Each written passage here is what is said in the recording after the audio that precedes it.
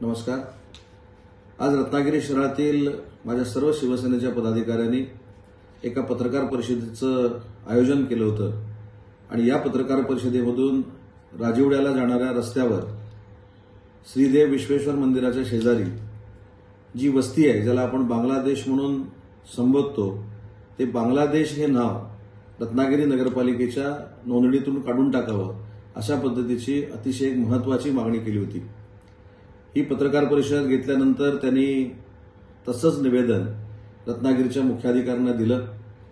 ते निवेदन देखील मी मागून मुंबईला घेतलं आणि त्याच्यावर रत्नागिरी शहराच्या नोंदणीमधनं बांगलादेश हे नाव काढून टाकण्याचा निर्णय मी स्वतः पालकमंत्री या नात्याने घेतलेला आहे। तसे निर्देश मी जिल्हाधिकाऱ्यांना आणि मुख्याधिकाऱ्यांना दिलेले आहेत आणि उद्यापासून हा जो मार्ग आहे, राजिवड्याकडे जाणारा जो मार्ग आहे, त्याला श्रीदेव विश्वेश्वर मंदिर मार्ग अशा पद्धतीचं नामकरण करावं अशा देखील मी सूचना दिलेल्या आहेत।